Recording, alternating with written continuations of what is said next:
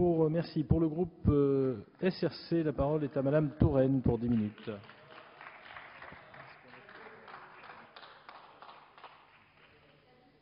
Merci, Monsieur le Président, Monsieur le Ministre, mes chers collègues. Écoutez, franchement, qui peut être dupe de la manœuvre que vous nous présentez, Monsieur le Ministre?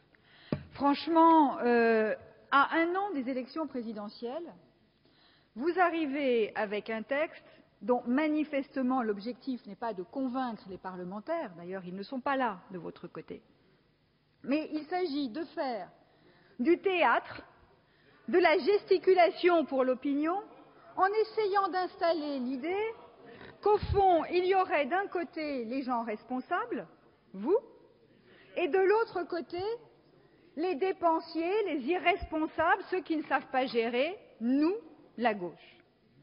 Le seul problème, c'est que tout cela serait assez amusant si ça ne consistait pas purement et simplement à tordre la vérité des faits et des chiffres, et si ça ne vous amenait pas dans une espèce d'exercice que vous affectionnez, je dois dire particulièrement, à regarder dans un rétroviseur que vous peignez aux couleurs qui vous plaisent, parce que la vérité oblige à dire que ceux qui ont été responsables dans la gestion des affaires publiques, ce sont les hommes et les femmes de gauche et non pas ceux qui portent les couleurs que vous représentez aujourd'hui. Mais parce que je pense qu'on ne mènera pas la campagne présidentielle en regardant ce qui s'est passé il y a 15 ans ou 20 ans, mais que la campagne présidentielle, elle se fera sur la réalité des engagements et l'esprit de responsabilité des uns et des autres. Mais l'esprit de responsabilité, il suppose l'exemplarité. Et l'exemplarité, elle n'est pas dans votre camp. Parce que, franchement, les Français n'auront pas demain la mémoire si courte que cela. Même si, il faut bien dire que les déficits dont nous parlons sont tellement abyssaux que pour la plupart de nos concitoyens, ils ne représentent plus rien. Dès lors que l'on dépasse la dizaine de milliards, qu'est-ce que ça veut dire? Le seul problème, c'est que nous ne parlons pas en une dizaine de milliards, mais en dizaines de milliards qui, cumulés les unes aux autres, font que nous avons atteint un plafond jamais atteint jusqu'à maintenant, et que vous resterez comme le gouvernement qui aura la responsabilité d'avoir placé la France dans une situation au regard de son déficit, au regard de sa dette, qui n'a aucun précédent. Et cette responsabilité-là, il faudra bien que vous l'assumiez. Alors, si vous voulez, on aurait envie de faire de l'humour, sauf que le sujet n'est absolument pas drôle. Et expliquer que vous nous parlez beaucoup, vous nous expliquez, vous avez des mots, vous utilisez des mots, vous faites des phrases, mais que les résultats de votre action, la chose, les résultats concrets, ils ne sont pas là.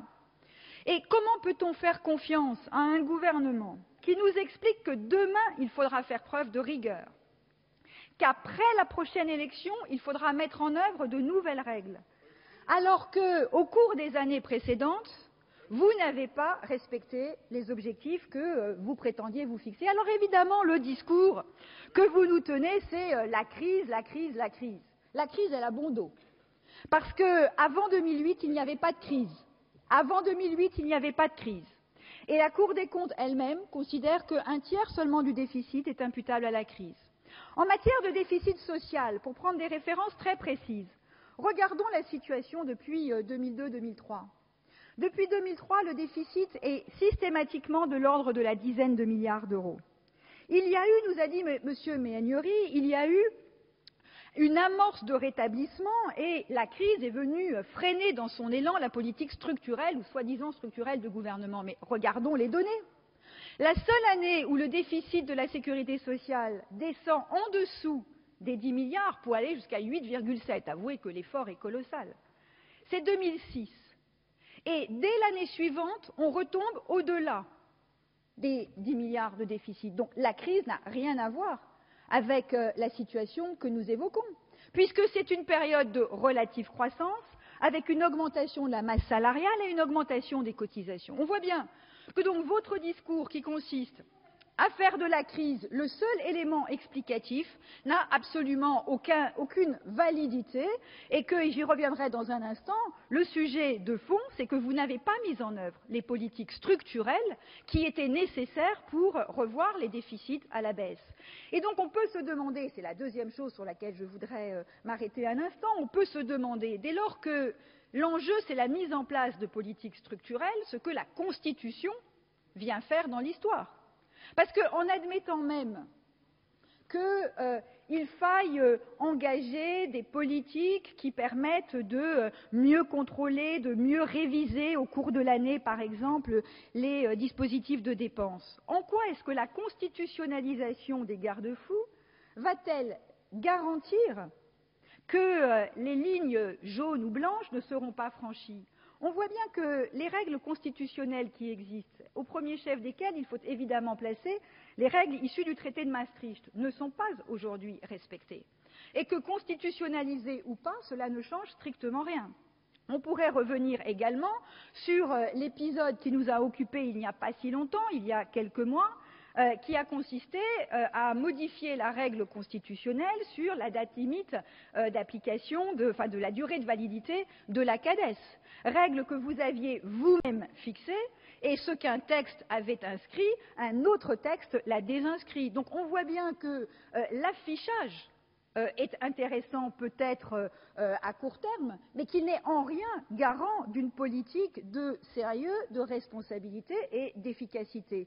Il aboutit en revanche, ou elle aboutit, cette inscription en revanche, à complexifier considérablement la manière dont on peut organiser la politique tout au long de l'année, mettre en place des politiques structurelles. Et j'en veux pour exemple, puisqu'il va concerner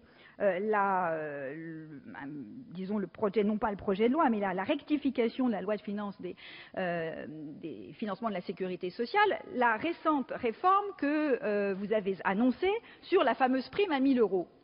Je ne reviens pas sur le fond même de la politique que vous proposez. Mais cette prime à 1 000 €, elle va s'accompagner, pour être incitative, d'exonération sociale, d'exonération de cotisation.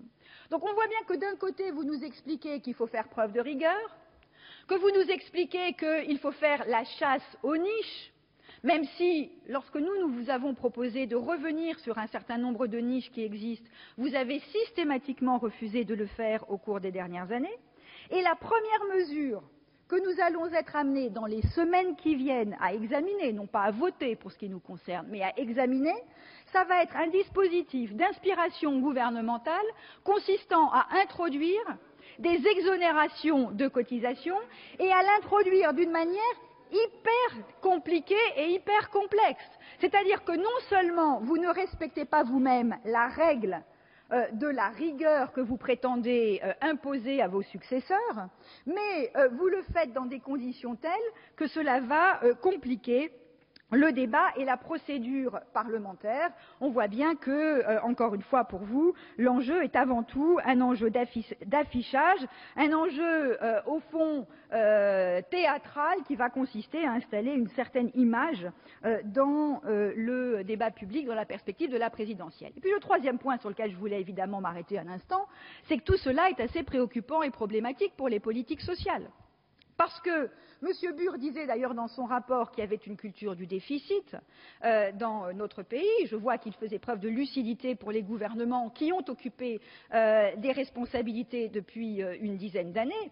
Mais l'enjeu pour les politiques sociales, c'est de savoir si les principes, si les engagements auxquels nous nous référons régulièrement sont ou non maintenus. Or, avec les procédures que vous proposez, on se demande ce que deviennent les partenaires sociaux, notamment lorsque vous imposez de façon contraignante un objectif de dépenses, par exemple, pour l'UNEDIC, qui est quand même de la gestion des partenaires sociaux. On se demande comment on parviendra à maintenir l'identification des dépenses sociales, qui est une condition nécessaire pour l'identification de ces politiques. Et moi, je voudrais simplement dire, pour ne me référer qu'aux politiques sociales, c'est que le seul esprit de responsabilité qui vaille, c'est la mise en œuvre de politiques structurelles.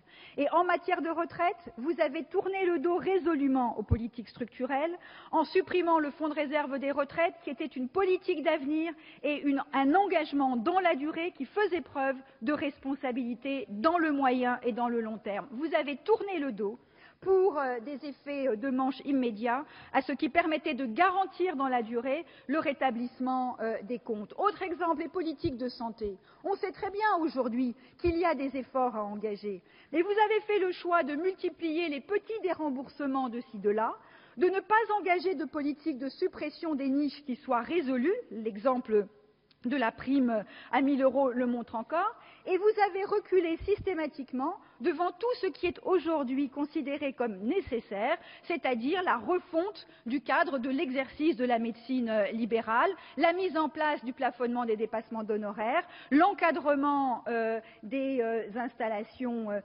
des professionnels de santé, l'accompagnement de nouvelles pratiques, la volonté de mieux faire travailler ensemble les différents professionnels, la réforme de la tarification et de la rémunération des professionnels de santé.